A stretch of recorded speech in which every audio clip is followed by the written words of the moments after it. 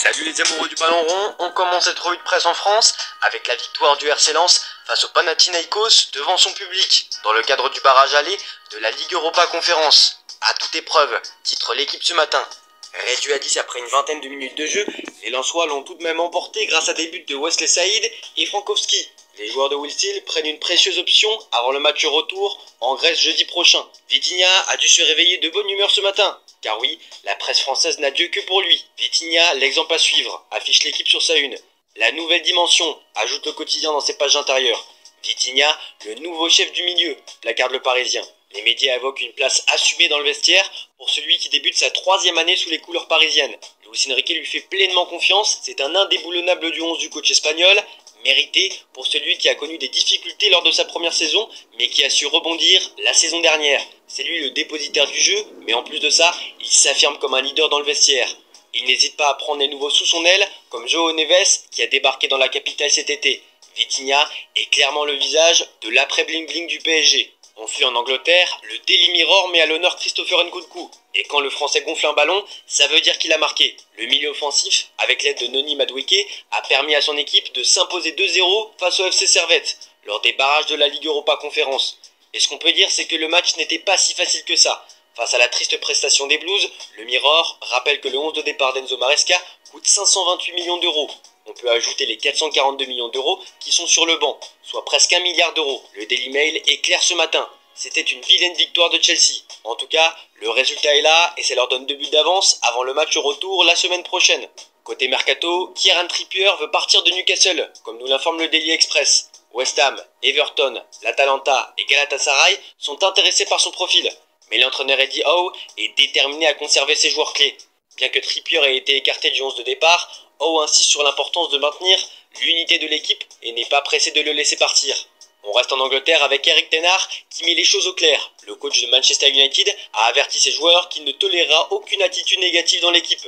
Il insiste sur l'importance de la contribution de chaque joueur tout au long de la saison, soulignant que les performances de l'équipe priment sur les individus. Cet avertissement fait sans doute écho à la brouille entre le néerlandais et Jadon Sancho la saison passée. Ten Hag mentionne que tous les joueurs ne peuvent pas être sélectionnés pour chaque match, mais qu'ils doivent rester motivés. Toujours dans le Manchester Evening News, Pep Guardiola doit décider de son avenir à Manchester City avant Noël, bien que le club soit encore en procès pour 115 accusations de violation des règles financières. Le contrat actuel du coach expire en juin 2025 et le club espère le convaincre de rester. Cependant, Guardiola devra faire ce choix sans connaître le verdict du procès, qui pourrait ne pas être rendu avant la fin de la saison 2024-2025. Guardiola a exprimé des doutes sur son avenir à City, évoquant son désir de gérer une équipe nationale à l'avenir. Les bookmakers en font d'ailleurs le favori pour le poste de sélectionneur en Angleterre. On prend la direction de l'Espagne désormais. Marca n'a pas perdu de temps et affiche le heatmap des 4 joueurs offensifs du Real Madrid. Lors des matchs contre l'Atalanta et Mallorca, le Real Madrid a concentré ses attaques sur le côté gauche avec Vinicius, Mbappé et Rodrigo, souvent positionnés à cet endroit du terrain, laissant donc le côté droit moins exploité.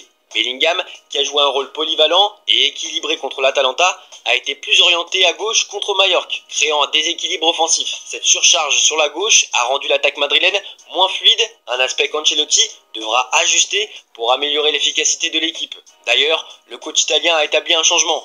Il a avancé de 24 heures sa conférence de presse avant le match contre Valladolid, normalement prévu la veille des matchs. L'équipe s'entraînera demain à huis clos au Santiago Bernabéu. Une décision justifiée par le club comme une routine d'avant-saison, bien que cela soit notable après la performance décevante contre Mallorca. On parlait de l'attaque madrilène et Rodrigo est logiquement désigné comme le maillon faible par le Mundo Deportivo. Ce serait lui qui serait sacrifié si Ancelotti se passait d'un attaquant ou s'il changeait de système. Le Brésilien est mal à l'aise avec sa situation et même Rivaldo prend sa défense. Il fait bien de se plaindre, déclare la légende brésilienne. Bien qu'il ait récemment exprimé son désir de rester à Madrid, il envisage de réévaluer son avenir en 2025, s'il ne devient pas un joueur clé. Guardiola et Manchester City surveillent la situation, toujours à Madrid, mais au Rayo Vallecano. James Rodriguez pourrait débarquer. Selon Marca, le Colombien est déjà à Madrid en attendant que l'équipe espagnole finisse de trouver la formule économique pour conclure la signature. Enfin, Rennes tient son nouveau défenseur central.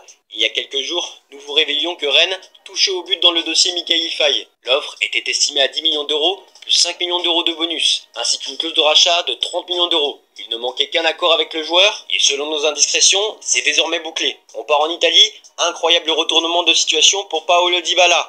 Alors que le Corriere dello Sport affichait sa une Dybala out hier matin, c'est un autre son de cloche ce matin. Reste, placarde le média italien. Paulo Dybala a refusé une offre de 75 millions d'euros des Saoudiens d'Al-Qadsia, confirmant qu'il reste à l'AS Roma. Il a décidé de rester et de se battre pour sa place malgré la concurrence et les défis à venir. Ce geste renforce son lien avec les supporters et pourrait même lui valoir le numéro 10, autrefois porté par Totti. Rome ne l'aurait jamais laissé partir pour une somme aussi basse. Pour Romelu Lukaku, ça bloque toujours. Les parties feront le point dans les prochaines heures, mais pour l'instant, la négociation est loin d'être conclue.